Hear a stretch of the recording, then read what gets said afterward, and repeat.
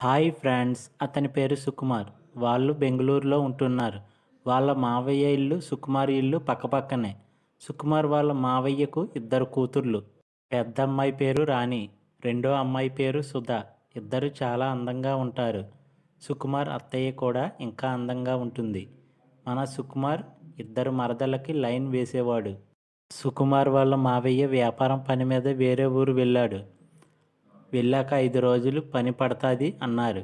అప్పుడు సుకుమార్కి వాళ్ళ మావయ్య ఫోన్ చేసి చెప్పాడు, నేను రావడానికి 5 రోజులు పడతాది, అత్తయ్యకి ఏదైనా అవసరమైతే చెయ్యమన్నాడు. సుకుమార్ మావయ్య ఇంటికి వెళ్ళాడు. అత్తయ్య స్నానం చేస్తుంది, ఇంట్లో ఎవరూ లేరు. సుకుమార్ అత్తయ్య అని పిలిచాడు. అప్పుడు అత్తయ్య స్నానం చేస్తున్నాను కూర్చో అన్నది. సుకుమార్ సుకుమార్ అత్తయ్య రూంలోకి రాగానే సుకుమార్ వెంటనే అత్తయ్య చేయి పట్టుకున్నాడు. ఎలాంటి పని చేస్తున్నావు అనగానే సుకుమార్, ఇలా ఇంత అందంగా ఎలా పుట్టావు అత్త? నాకు చాలా ఆకలిగా ఉంది, నా ఆకలి తీరుస్తావా అన్నాడు. అత్త సరే తీరుస్తాను అంది. సుకుమార్ అత్త బత్తాయిలు పెద్ద పెద్దగా ఉన్నాయి, నొక్కుతుంటే అత్త నా కర్రని పట్టుకొని తన పువ్వులో పెట్టుకొని బ్యాటింగ్ చేయమంటుంది, ఇంకా ఇంకా కొట్టమంటుంది.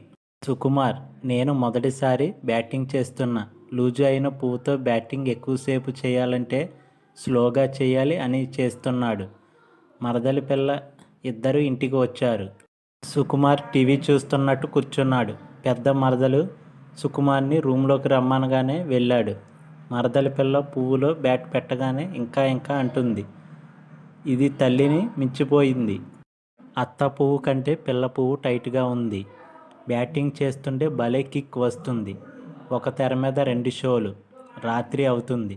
అత్త సుకుమార్ని ఇంట్లోనే పడుకోమంది. రెండో మరదలు సుకుమార్ రూంలోకి వచ్చింది. సుకుమార్ మీద చేయి వేసి, బావా దాహం తీర్చవా అని అడిగింది. సరే, మూడో యుద్ధానికి రెడీ అయ్యాడు. చిన్న మరదల పువ్వు కొంచెం చిన్నదిగా టైట్గా ఉంది. లాగి స్పీడ్గా ఆ పని చేస్తుంటే సుకుమార్ ఇంకా స్పీడ్గా అంతసేపు బ్యాటింగ్ 3 గ్రౌండ్స్లో చేయడం అంటే మాటలు కాదు.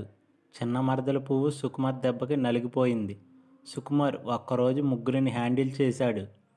ఇది ఈరోజు స్టోరీ. నచ్చితే లైక్ చేయండి ఫ్రెండ్స్.